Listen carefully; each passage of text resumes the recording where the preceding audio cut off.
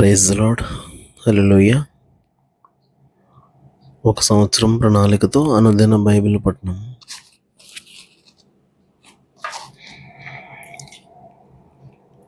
ఈరోజు 4 అక్టోబర్ 2025. ఈ సంవత్సరంలో ఇది 277వ రోజు.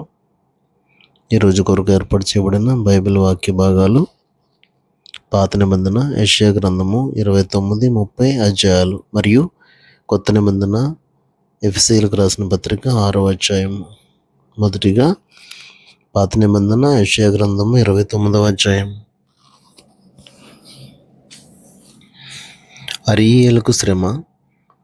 దావీదు దండు దిగిన అరీయేలు పట్టణమునకు శ్రమ. సంవత్సరము వెంబడి సంవత్సరము గడవనీయుడి, పండుగలను క్రమముగా జరగనీయుడే. నేను అరీయేలును బాధింపగా దుఃఖమును విలాపమును కలుగును, అందుచేత అది నిజముగా నాకు అగ్నిగుండమగును. నీతో యుద్ధం చేయుచు నీ చుట్టూ శిబిరం వేయుదును, నీకెదురుగా కోట కట్టి ముట్టడి దిబ్బ వేయుదును. అప్పుడు నీవు అనపబడి నేల నుండి పలుకుచుందువు, నీ మాటలు నేల నుండి ఒకడు గుసగుసలాడినట్లు ఉండును. కర్ణపిశాచి స్వరము వలె నీ స్వరము నేల నుండి వచ్చును, నీ పలుకు ధూళిలో నుండి గుసగుసలుగా వినబడును. నీ శత్రువుల సమూహము లెక్కకు ఇసుక రేణువులంత విస్తారముగా నుండును. బాధించు వారి సమూహము ఎగిరిపోవు పొట్టు వలె ఉండును. హఠాత్తుగా ఒక్క నిమిషంలోనూ ఇది సంభవించును.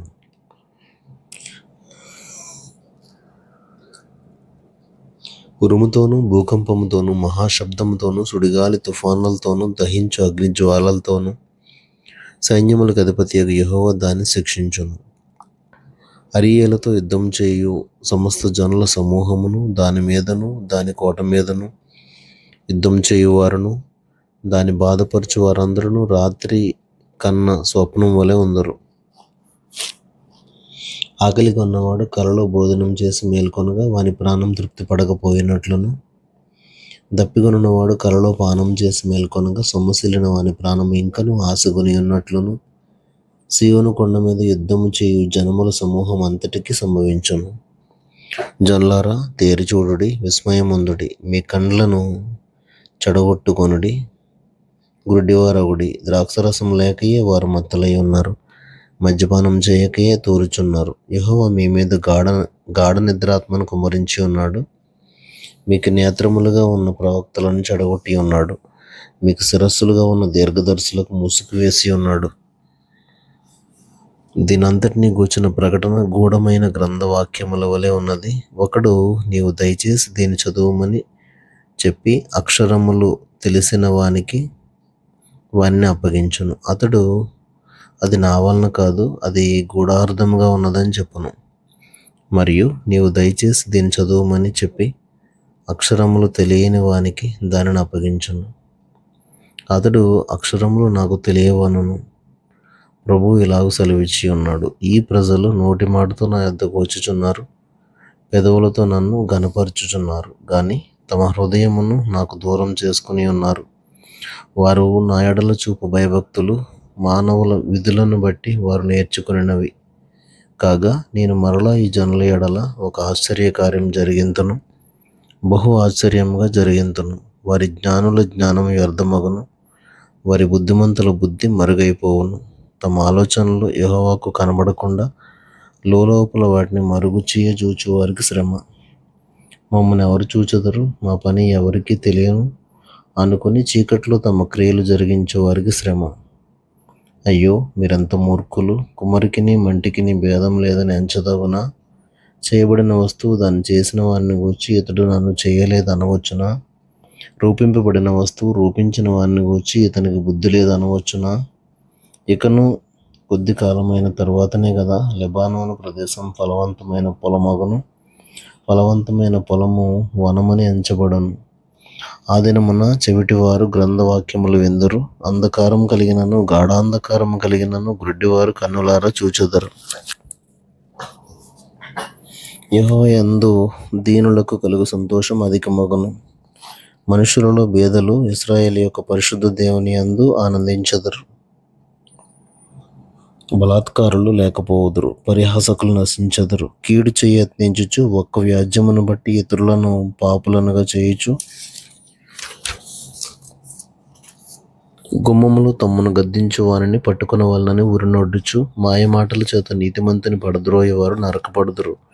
అందుచేతను అబ్రహామును విమోచించిన యెహోవా యాకోబు కుటుంబమును గూర్చి ఇలాగు సెలవిచ్చుచున్నాడు. ఇక మీదట యాకోబు సిగ్గుపడడు, ఇక మీదట అతని ముఖం తెల్లబారదు. అతని సంతానపు వారు తమ మధ్య నేను చేయు కార్యములు చూచినప్పుడు నా నామమును పరిశుద్ధపరచుదురు. యాకోబు పరిశుద్ధ దేవుని పరిశుద్ధపరచుదురు, ఇశ్రాయేలు దేవునికి భయపడుదురు.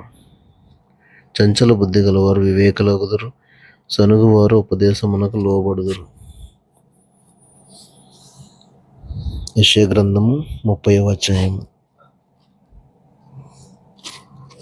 యెహోవా వాక్కు ఇదే, లోబడని పిల్లలకు శ్రమ, పాపము కూర్చుకున్నట్లుగా వారు నన్ను అడుగక ఆలోచన చేయుదురు. నా ఆత్మ నియమింపని సంధి చేసుకొందురు.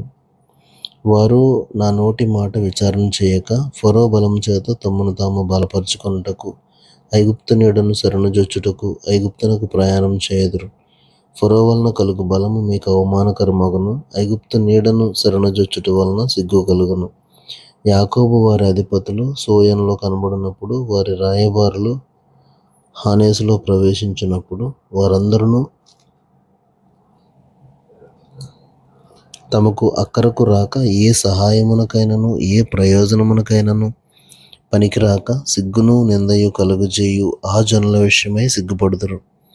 దక్షిణ దేశంలోనున్న క్రూర మృగములను గూర్చిన దేవోక్తి, సింహములను పాములను తాపకరమైన మిడునాగులు ఉన్న మిక్కిలి శ్రమ బాధలు గల దేశము గుండా వారు గాడిద పిల్లల వీపుల మీద తమ ఆస్తిని, ఒంటెల మూపుల మీద తమ ద్రవ్యములను ఎక్కించుకొని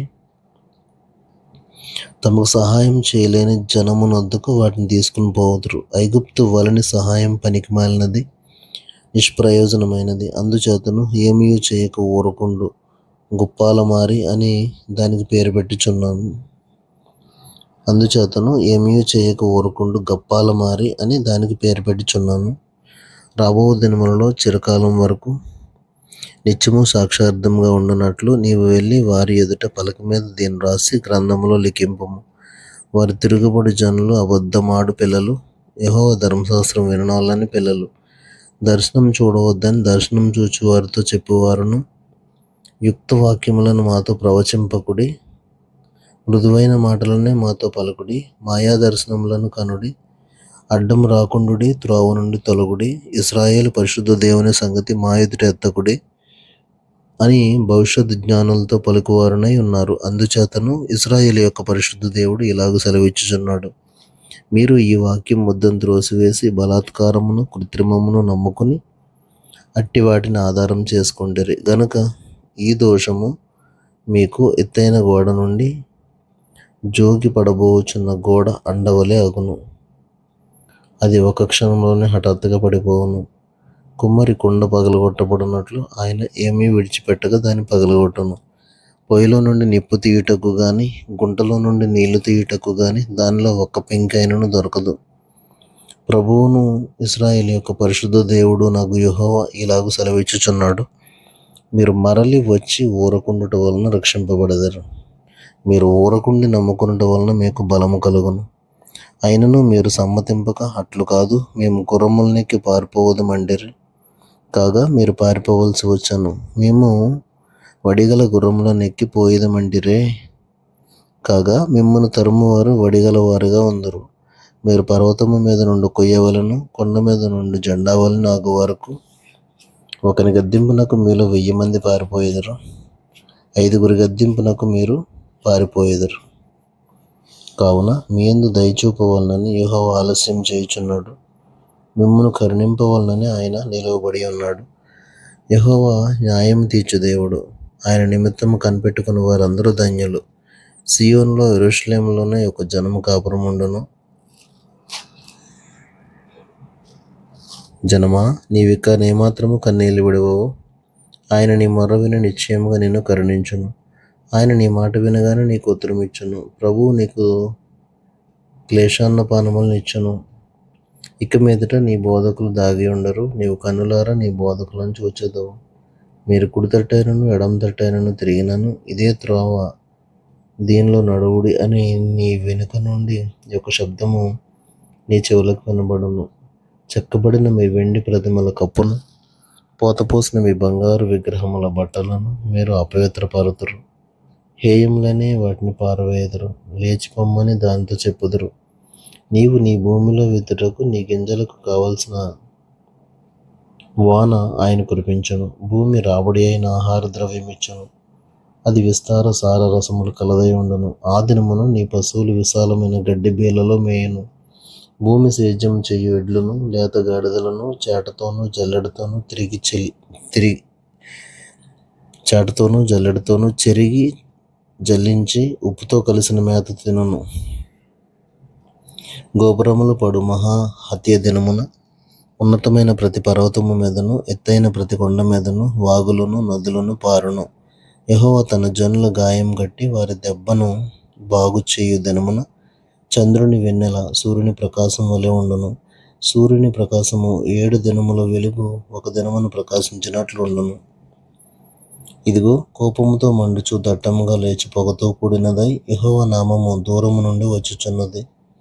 ఆయన పెదవులు ఉగ్రతతో నిండి ఉన్నవి. ఆయన నాలుక దహించే అగ్ని జ్వాలల వలె ఉన్నది. ఆయన ఊపిరి కుతికల లోతు వచ్చు ప్రవాహమైన నది వలె ఉన్నది. వ్యర్థమైన వాటిని చెదరగొట్టి జల్లెడతో అది జనములను గాలించును. త్రోవ తప్పించు కళ్ళెము జనుల దవడలలో ఉండును. రాత్రి అందు పండుగను ఆచరించినట్లుగా మీరు సంగీతం పాడుదురు. ఇశ్రాయేలునకు ఆశ్రయదుర్గమైన యెహోవా యొక్క పర్వతమునకు పిల్లన గ్రోవి నాదముతో ప్రయాణం చేయవారికి కలుగునట్టి హృదయ సంతోషము కలుగును. యెహోవా తన ప్రభావము గల స్వరమును వినిపించును. ప్రచండమైన కోపముతోను దహించు జ్వాలతోను పెలపెలయను గాలివాన వడగండ్లతోను తన బాహు వాలుట జనులకు చూపించును. యెహోవా దండముతో అష్షూరును కొట్టగా అది ఆయన స్వరము విని భీతి నొందును. యెహోవా అష్షూరు మీద పడవేయు నియామక దండము వలని ప్రతి దెబ్బ తంబుర సితారాల నాదముతో పడును. ఆయన తన బాహువును వాని మీద ఆడించుచు యుద్ధం చేయను. పూర్వము నుండి తోపెతు సిద్ధపరచబడి ఉన్నది. అది మొలెకు దేవతకు సిద్ధపరచబడి ఉన్నది. లోతుగాను విశాలముగాను ఆయన దాన్ని చేసి ఉన్నాడు. అది అగ్నియు విస్తార కాష్టములను కలిగి ఉన్నది. కందక ప్రవాహం వలె యెహోవా ఊపిరి దాన్ని రగులబెట్టను.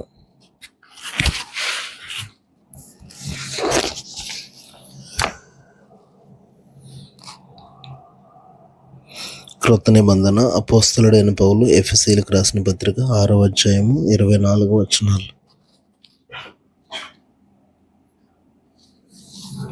పిల్లలారా, ప్రభునందు మీ తల్లిదండ్రులకు విధేయులయ్యుండుడి, ఇది ధర్మమే. నీకు మేలు కలిగినట్లు నీ తండ్రిని తల్లిని సన్మానింపము. అప్పుడు నీవు భూమి మీద దీర్ఘాయుష్మంతుడు వగదువు.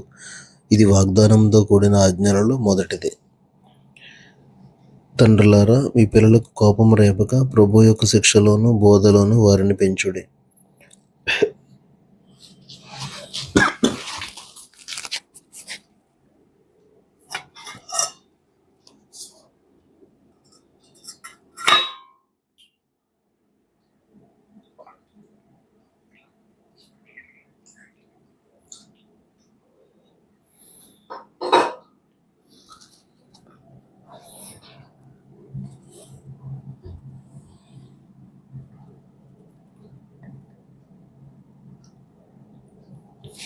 దాసులారా, యథార్థమైన హృదయం గలవారై భయముతోనూ వణుకుతోనూ క్రీస్తునకు వలె శరీర విషయమై మీ యజమానులైన వారికి విధేయులయ్యుండుడి.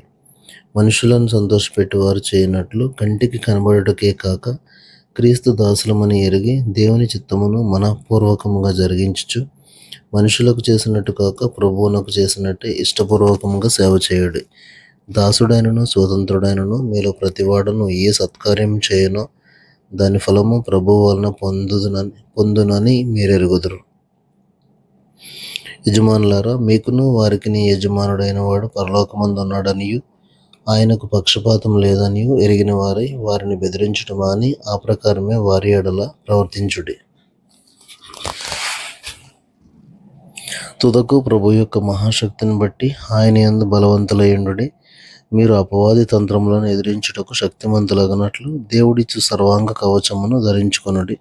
ఎలయనగా మనము పోరాడున్నది శరీరాలతో కాదు గాని ప్రధానులతోనూ అధికారులతోనూ ప్రస్తుత అంధకార సంబంధులకు లోకనాథులతోనూ ఆకాశ మండలమందున దురాత్మల సమూహములతోనూ పోరాడుచున్నాము.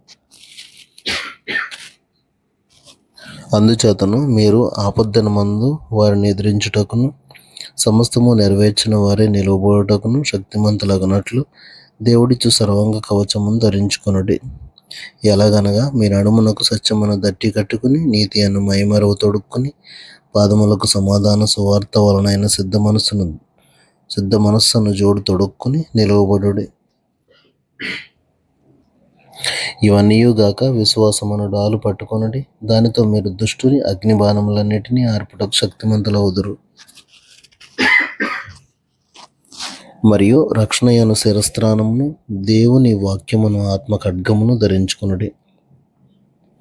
ఆత్మ వలన ప్రతి సమయమునందును ప్రతి విధమైన ప్రార్థనను విజ్ఞాపనను చేయుచు ఆ విషయమై సమస్త పరిశుద్ధుల నిమిత్తమును పూర్ణమైన పట్టుదలతో విజ్ఞాపన చేయుచు మెలకుగా ఉండుడి. మరియు నేను దేని నిమిత్తము రాయబారిన సంఖ్యలలో ఉన్నానో ఆ సువార్త మర్మమును ధైర్యంగా తెలియజేయుటకు నేను నోరు తెరిచినప్పుడు దానిని గూర్చి నేను మాట్లాడవలసినట్టుగా ధైర్యంతో మాట్లాడుటకై వాక్శక్తి నాకు అనుగ్రహింపబడినట్లు నా నిమిత్తమును పూర్ణమైన పట్టుదలతో విజ్ఞాపన చేయుచు మెలకుగా ఉండుడి.